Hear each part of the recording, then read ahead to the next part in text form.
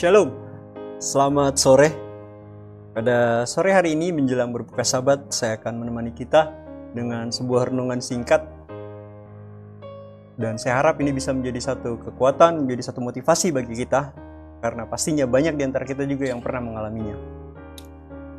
Apa yang terlintas di benak Anda ketika Anda mendengar kata harapan? Orang-orang sinis biasanya memandang harapan sebagai jalan buntu, dan tak lebih dari sebuah hayalan yang tercipta sebagai sebuah akibat dari ketakutan terdalam masyarakat. Dikatakan, dunia kita saat ini mencemooh ketika kita di tengah keputusasaan kita berpaling kepada Yesus.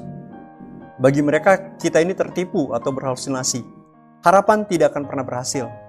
Lantas, apakah penilaian orang Kristen terhadap pengharapan?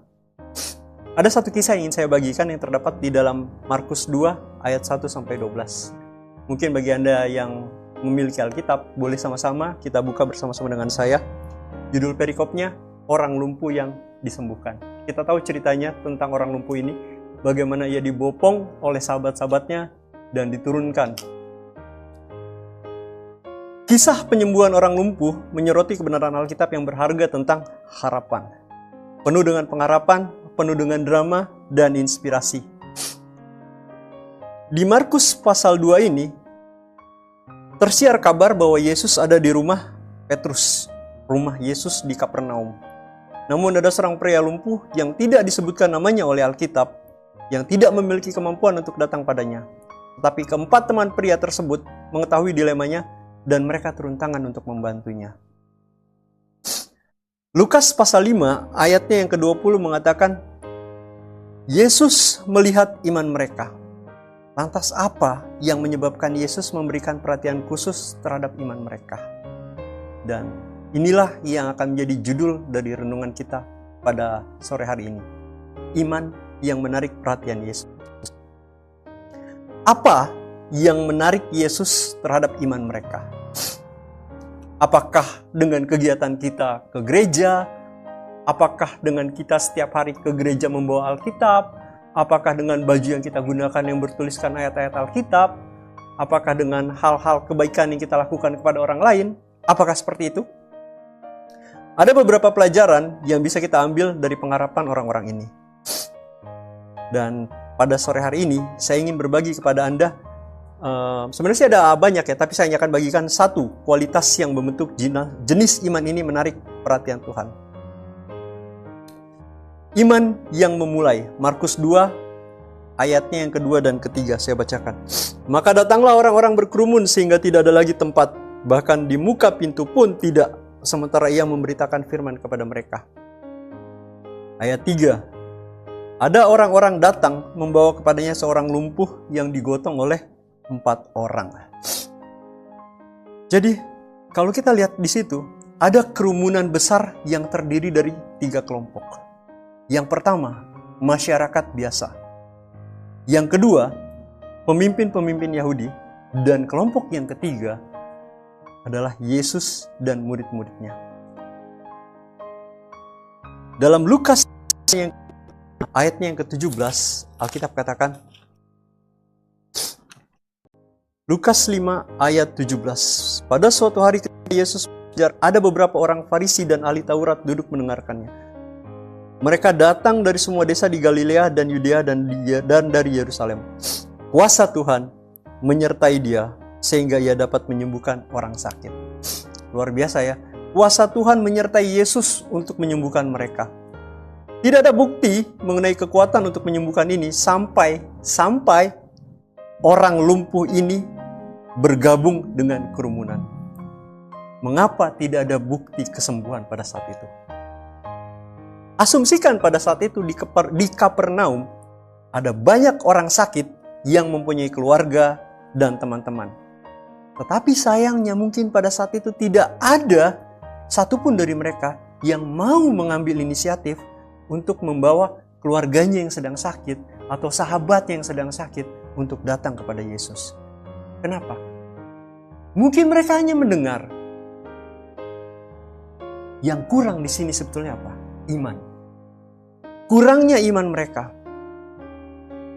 Para rasul mengatakan bahwa para penguasa Yahudi tidak melakukannya.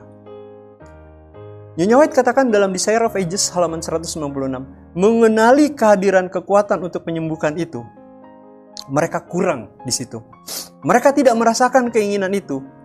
Tidak ada rasa membutuhkan, oleh karena itu tidak ada yang disembuhkan.